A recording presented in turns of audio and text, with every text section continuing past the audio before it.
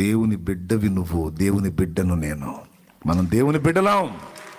ఆయన రక్తము చేత విమోచింపబడిన సంతానం. మనల్ని గెలవలేదు. జయం మనదే. నువ్వు అనుకుంటావు అసలు ఇప్పుడు దేవుడు చెయ్యి వదిలేశాడు కాబట్టి నేను ఇలాగైపోయాను, లేకపోతే దేవుడు నాకు తోడై ఉంటే ఇలాంటి పరిస్థితి ఉండదు కదా, వదిలేశాడు కాబట్టి ఇలా అయిపోయాను, వదిలేశాడు కాబట్టి ఇట్ అయిపోయింది, వదిలేశాడు కాబట్టి నా బతికి ఇట్ అయిపోయింది. నో. ఆ అనుభవాలు నీకు అవసరం కాబట్టి అనుభవాల్లో గుండా తీసుకెళ్ళేటప్పుడు మరి నిశ్చయంగా నీకు తోడై ఉంటాడు ఆయన. అక్కడ వాటన్నిటిలోంచి లాక్కొని రావాలి నేను బయటికి. మరి విచిత్రం చెప్పనా, లేఖనం బాగా గమనించి చదువుకోవాలండి. యాకోబు దగ్గర యోసేపు ఉన్నప్పుడు యెహోవా అతనికి తోడై ఉండెను అన్న మాట మనకి కనపడిద్దా? ఒక్కసారి మీరు చెబుతారా? యెహోవా యోసేపునకు తోడై ఉండెను అనే మాట ఏదైనా దొరికిదేమో చూడండి. ఒక నిమిషం పర్వాలేదు, కేటాయిద్దాం. యోసేపు అనల చేత అమ్మ బడక మునుపు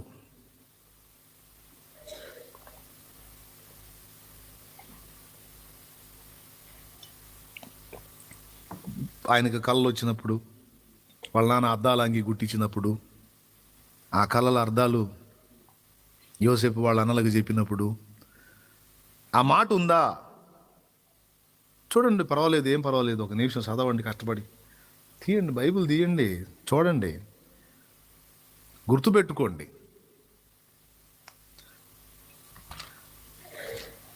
ఆయన తండ్రి దగ్గర ఉన్నప్పుడు, ప్రశాంతతలో ఉన్నప్పుడు పరిస్థితులు వేరు. ఎప్పుడైతే అమ్మబడ్డాడో,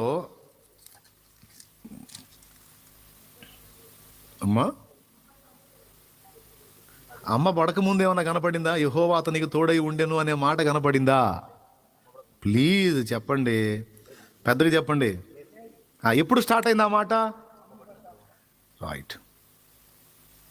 ఏ విధముదైనా ఒక శ్రమలోనికి ఎప్పుడైతే భక్తుడు ప్రవేశిస్తాడో, ఒక అంధకారపు లోయ స్టార్ట్ అయింది పాపం యోసేపుకి.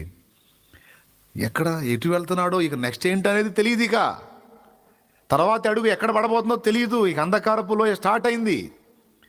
అయితే ఆశ్చర్యం ఏంటంటే, అంధకారపు లోయ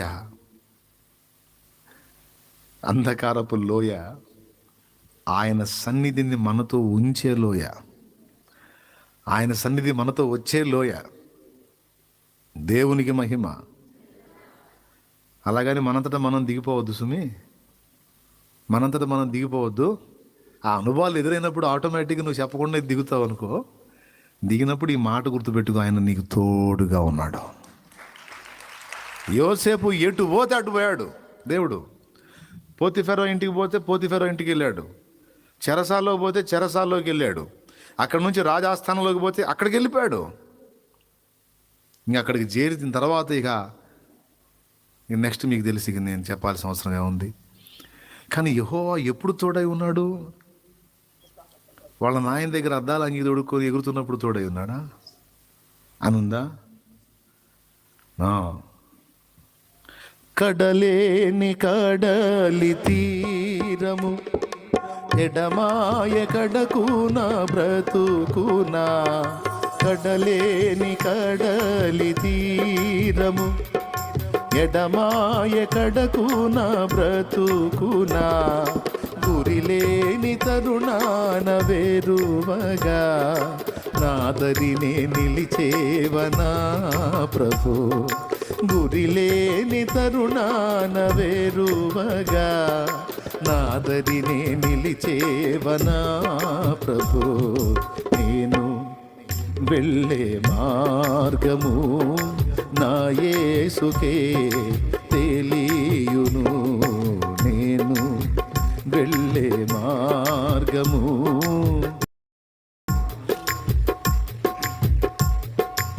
మూడు చరణాలు కూడా అద్భుతం. విశ్వాసనావసాగుచు పయనించు సమయాన నా ప్రభు, విశ్వాసనావసాగుచు పయనించు సమయాన నా ప్రభు, సాతాను సుడిగాలి రేపగా నా ఎదుటే నిలిచేవనా ప్రభు. సాతాను సుడిగాలి రేపగా నా ఎదుటే నిలిచేవనా ప్రభు. హల్లెలూయా హల్లెలూయా హల్లెలూయా ఆమేన్ ఆమేన్.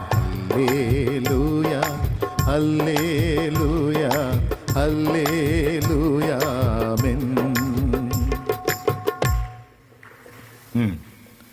అంధకారంలో దిగినోడి మాట ఏంది? నేను వెళ్ళే మార్గము గొర్రె అంటుంది అన్నమాట, మా కాపరికే తెలియును. ఎటుపోతున్నానో తెలియట్లేదు నాకు, నెక్స్ట్ ఏంటో అర్థం కావట్లేదు. కానీ నా కాపరికి త్రోవ తెలుసు. అంధకారం గాఢాంధకారం నాకు కానీ నా కాపరికి కాదు. ఏమంటా? అగ్నిగుండం అనేది నాకు కానీ నా దేవునికి కాదు కదా. విసిరినోళ్ళు గాలిపోయారు, లోపల పడ్డోళ్ళేమో బ్రహ్మాండంగా ఉన్నారు, ఏకంగా ఏ ఇబ్బంది లేకుండా ప్రశాంతంగా ఉన్నారు. ఎందుకు? విసిరిన వాళ్ళ దగ్గర అగ్ని పనిచేసింది, విసరబడిన వాళ్ళ దగ్గర అగ్ని బలం చల్లారిపోయింది. అగ్ని బలమును చల్లార్చేశాడు దేవుడు. మళ్ళీ అగ్ని కనపడతానే ఉంది, ఏమీ చేయలేదు వాళ్ళని. ఇది ఎరిగినవాడు దావీదు. గుర్తుపెట్టుకో, పర్వతాలు ఎక్కిన అనుభవంలో నువ్వు ఉన్నప్పుడు చూసి చూడనట్టుగా ఒకవేళ ఉండొచ్చేమో, కానీ లోయల్లోకి దిగిపోయే అనుభవాల్లో ఉన్నప్పుడు దేవుడు నిన్ను చెయ్యి వదలటం కాదు, అసలు అప్పుడే కానీ నీ వెంటబట్ట మొదలుపెట్టాడు. యోసేపు ఏమనుకుంటుండొచ్చు? దేవుడు నాకు తోడై ఉన్నాడు, నేను తండ్రి దగ్గర హ్యాపీగా ఉన్నాను, ఇప్పుడు వదిలేశాడు, అందుకని నేను ఇట్లా అగచాట్లు స్టార్ట్ అయినాయి అనుకోవచ్చు. కానీ వింత రివర్స్ అర్థమవుతుంది అక్కడ పరిస్థితి చూస్తే. ఇంటికాడ హ్యాపీగా ఉన్నప్పుడు ఆయన నార్మల్, ఎప్పుడైతే అగచాట్లుగా ఎంటర్ అయ్యాడో అప్పుడు దేవుని సన్నిధి యోసేపుతో పోవటం మొదలుపెట్టింది. ఎప్పుడైతే నిరాశ విభులోకి దిగిపోయి భయం అనే దాని గుప్పెట్లోకి ఏది ఈ సాతాను స్వరం వినబడింది ఏలియాకి దిగాడో, అంధకారపు లోయలోకి దిగాడో, దూత దేవుని సన్నిధి వచ్చేసి దూతొచ్చి, ఏలియా ఏం భయపడొద్దు, ఏం కాదు, దేవుడు నీకు తోడై ఉన్నాడు, ఏం చెప్పలా, కమ్మని నిద్ర ఇచ్చాడు, మంచి ఫుడ్ ఇచ్చాడు, మళ్ళా నిద్ర ఇచ్చాడు. ఇదే మందో నాకు అర్థం కావట్లా. భలే ఆలోచన శాలేమన్నా, నేను కూడా అదే చేస్తాను. బాగా ప్రెజర్ వచ్చినప్పుడు మంచిగా 2 నింతలు తిని 2 నింతలు నిద్రపోతాను. దిన ప్రయాణం అంతా నడిచాడంటే అంటే అంత ప్రెజర్ అయిపోయాడు పాపం, అలిసిపోయాడు. రోజు ప్రయాణం అంతా నడిచాడంటే ఎంత అలిసిపోయాడో చూడండి. రేపు ఈ టయానికల్లా చంపేస్తాను అంది కదా, అందుకని దిన ప్రయాణం అంతా అంటే ఏలియా దగ్గరికి ఎవడైనా చేరాలంటే రోజు దాటాలన్నమాట. ఆమె చెప్పిన టైంకి ఏలియా ట్రేస్ అవుట్ అవ్వకూడదు, అందుకని దిన ప్రయాణం అంతా పోయాడు. నన్ను చంపుతావా రేపు ఈ టైంకల్లా, నీకు చిక్కుతానా, నువ్వు చంపిన ఆ టైం తప్పించి చంపటమే కానీ నీకు చిక్కనా మీ అనుకుంటూ పోయాడు అనమాట. కొంచెం నిశ్చితంగా గమనిస్తే ఇవన్నీ బయటకు వస్తాయి. ఎక్కడ దిన ప్రయాణం ఎందుకు పోయాడు అంటే మళ్ళీ ఎవడైనా ఏలియా దగ్గర రావాలంటే అంత జర్నీ చేయాలన్నమాట. అది కూడా ఎందులో పోయాడు? మళ్ళా మామూలు రూట్లో పోతే వాళ్ళు ఈజీగా వచ్చేస్తారు, గుర్రాల రథాలు వేసుకొని. అడవిలో చూడు ఎంత రోషమో చూడు. ఒకవేళ నన్ను చంపినా, వెతికి చంపినా, ఆమె అన్న మాట ప్రకారం చంపకూడదు. ఆ టైం దాటిన తర్వాత అక్కడన్నా నేను గెలవాలి, పోరాటమే. వెళ్ళిపోయాడు. పోయేమంటాడు, ఇంక ఇంతే చాలు నాయన, అయిపోయింది, ఇంకా నాకు ఎందుకు, ఇంక తీసేసుకో అంటే. ఏంటి తీసేసుకునేది? బాగా జర్నీ చేసావు, రోజంతా నడిచే, పండుకో, ముందు నిద్రపో. అరే చంపేవా అంటే నిద్రపో అంటావు ఏందయ్యా నువ్వు నిద్రపో, నేనున్నాగా.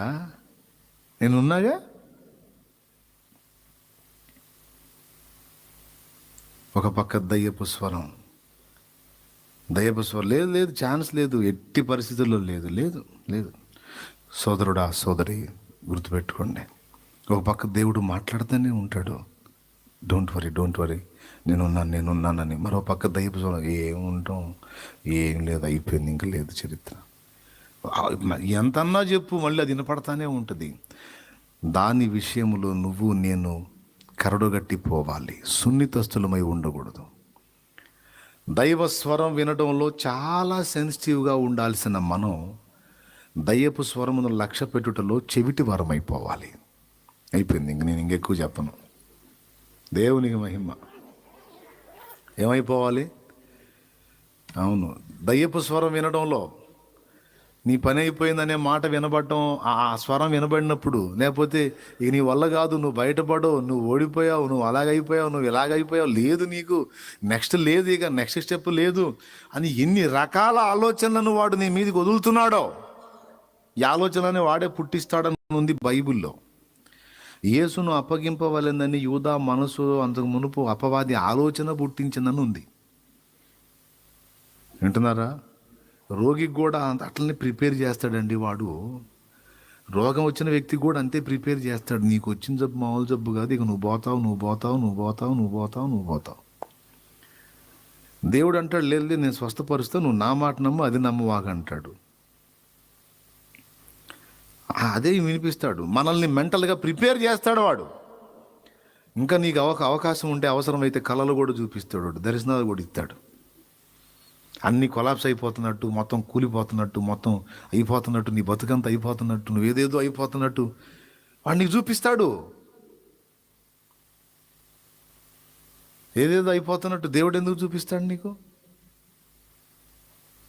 ఏదేదో అయిపోతున్నట్టు, ఏదేదో జరిగిపోతున్నట్టు, ఏదేదో నీ కథ అంతా అయిపోతున్నట్టు దేవుడు చూపిస్తే దేవుని కొరిగే ప్రయోజనం ఏంటి? కదిలితే మెదిలితే వాడు చూపిస్తుంటాడు. ఎందుకు? నీకు మనశ్శాంతి లేకుండా చేయటానికి, భయం గుప్పెట్లో బతికేటట్టు చేయడానికి. అయిపోయింది, నీ పని అయిపోయింది, అట్లా అన్ని వ్యతిరేక భావాలన్నీ నువ్వు కలిగి ఉండి మెంటల్గా నువ్వు దానినే విశ్వసించున్నట్లు కుట్ర చేస్తాడండి. దేవుని వాక్యం చెప్పి నీవేది నమ్ముతావో అదే జరిగిద్దని. చెప్పండి, నేను చెప్పింది ఎంతమందికి అర్థమైంది? నువ్వు ఎట్లా సిద్ధపరచుకొని తెస్తాడో చూడాడు. చివరికి నువ్వు ఏది నమ్ముతావో అదే జరిగిద్దన్న దేవుని వాక్యం నెరవేరినట్లు మెంటల్గా నిన్ను అలా ప్రిపేర్ చేస్తాడు వాడు.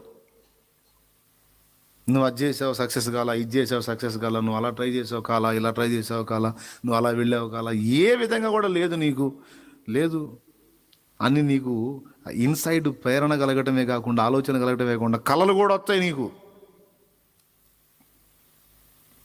ఆ కళలు చూసి ఇంకా దడ పెరిగిద్ది. అమ్మో నాకు రానే వచ్చింది ఆయన, నాకేందో అట్టనే కనపడింది, అమ్మాయి అని ఎడుతుంటారు కూర్చొని. అందులో కూడా కుట్ర ఉంది, అర్థమైంది? బెడ్ మీద ఉన్నోడికి విశ్వాసం అయితే పెట్టి కనపడుతుంటుంది, అన్యుడైతే పాడి కనపడుతుంది. కుటుంబ సభ్యులను కూడా ప్రిపేర్ చేస్తాడు సావుకి. పెట్టలేదు, పాడలేదు. ప్రార్థన చేయి, అవసరమైతే పెట్టెకి సిద్ధమైన బాడీని కూడా తిరిగి ఆయన నార్మల్ కండిషన్కి తీసుకొచ్చాడు. తేగలడు. సాతాను సిద్ధపాటుకు లోబడద్దు, నువ్వు దేవుని సిద్ధపాటుకు లోబడు. వాడు నిన్ను సిద్ధపరిచినట్టు సిద్ధపడవాకు. ఎవడు? లూసిఫర్ గాడు. దేవుడు నిన్ను సిద్ధపరిచినట్టు నువ్వు రెడీగా. అందుకే చెప్తున్నా, దైవ స్వరం వినడానికి నువ్వు సున్నితంగా మారిపో. దయ్యపు స్వరం వినడానికి రాటుదేలిపో, కరడు గట్టిపో, కఠినుడు అయిపో. నువ్వు ఎన్నన్నా నేను మాత్రం నమ్మను, నా దేవుడు నాకు తోడై ఉన్నాడు, నాది జయమే జయము, జయమే జయము, జయమే జయమే. గాఢాంధకారపు లోయలలో నేను సంచరించిన దేనికి భయపడను. గాఢాంధకారపు లోయలలో నేను సంచరించిన దేనికి భయపడను.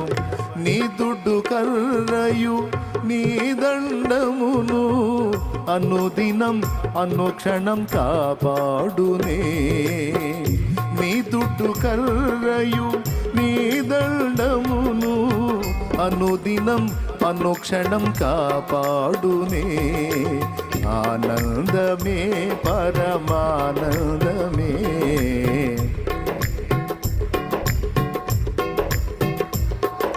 నీ భర్త నిన్ను మోసం చేశాడు, నువ్వు ఎంతో నమ్మావు, ఎంతో ప్రేమించావు. ఇప్పుడు చూడు ఎంత పని చేశాడో చూడు. ఇంకెందుకు నీ బతుకు అయిపోయింది. నీ ప్రేమ అంతా, నీ ప్రేమ ఇన్నాళ్ళు నువ్వు ఎంత నీతిగా ఉన్నావు, ఎంత నిజాయితీగా ఉన్నావు, ఎంత జాగ్రత్తగా ఉన్నావు. చూడు ఎంత అన్యాయం జరిగిపోయిందో చూడు. ఇప్పుడు బయటపడింది ఈ వ్యవహారం ఎన్నాళ్ళు సాగుతుందో, ఎంత కాలం నుంచి నడుస్తుందో, అసలు ఏమేం జరిగిందో, ఎంత డబ్బులు ఇచ్చాడో, ఏమేమి రాసేసాడో, ఏం కథనో, ఎంత మోసం జరిగిందో చూడు. ఇప్పుడు నీకు ఎంత అన్యాయం చేశాడో చూడు. చచ్చిపోవాలి నేను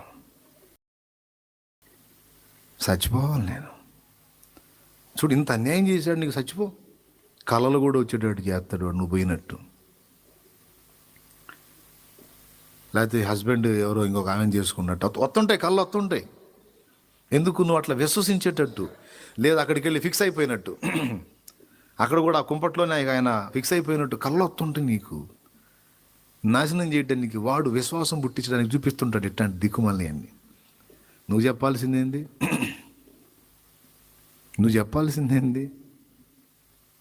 నేను నమ్మిన వానిని ఎరుగుదును, ఆయన బలవంతుడు. దారిని తప్పితే తప్పు ఉండొచ్చు, తప్పిన వాడిని కూడా త్రోవలోకి తీసుకుని రాగల సమర్థుడు. అవసరమైతే 4 తన్నైనా లైన్లో తీసుకొస్తాడు. ప్రార్థన చేస్తా, నేనేమి భయపడను, దేవుడున్నాడు నాకు. నేను చచ్చేదేంది, నేను బతికేదేంది? నో. నువ్వెంతో ప్రాణప్రదంగా ప్రేమించిన నీ భార్య నిన్నెంత మోసం చేసిందో చూడు. ఆ మెసేజ్లు చూడు, ఆ ఫోన్ చూడు, వాడితో మాట్లాడింది చూడు. ఎందుకు ఇంకా నువ్వు జీవిత సర్వస్వం ఆమె అనుకున్నావు, ఇలా చేసేసింది, చచ్చిపో. ఎందుకు ఇంకా? వాడెంత తీయగా మాట్లాడుతుంటాడో సావుమని, నాశనం గమ్మని. నువ్వు చెప్పాల్సిందేంది? భార్యగా తన స్థానం తనకుంది, కానీ నా గుండె నిండా యేసయ్య స్థానం, ఏసయ్యకి ఇచ్చాను. మొత్తం ఈ సింహాసనం అంతా యేసయ్యది. ఆయన నుండి ఎడబాటు వస్తే అప్పుడు నా ప్రాణం పోవాలనుకుంటా, కానీ మనుషుల విషయంలో నేను ఎప్పుడు ఎలా అనుకోను. భర్త కావచ్చు, భార్య కావచ్చు, ఎంతవరకు అనుబంధం? ఏమయ్యా, ఎంతవరకు ఉన్నంతవరకు. ఇప్పుడు మా ఆయన ఉన్నాడు, మా ఆయన అంట. సడన్గా తెస్తే ప్లేస్లోకి ఇంకొక వచ్చి మా ఆయన అంటది. నీ బతుకు బొందల గడ్డలో బొబ్బంట. మావిడ అసలు ఆ అమ్మాయి అంటే నాకు ప్రాణం.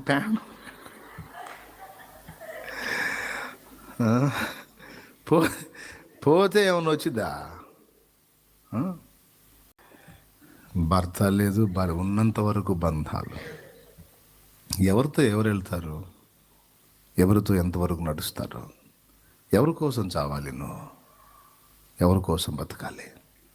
నిన్ను పుట్టించినవాడు యేసయ్య. నువ్వు ఇంకా పాపివై ఉండగానే నీ కోసం నిలువున తన ప్రాణమును ధారపోసినవాడు యేసయ్య. పునరుద్ధానుడై తిరిగి లేచి నీకు స్థలము సిద్ధపరచ వెళ్ళి త్వరలోనే నీ కోసం వచ్చి నన్ను మనల్ని తీసుకొని పోవడానికి రెడీ అవుతుంది యేసయ్య. అయితే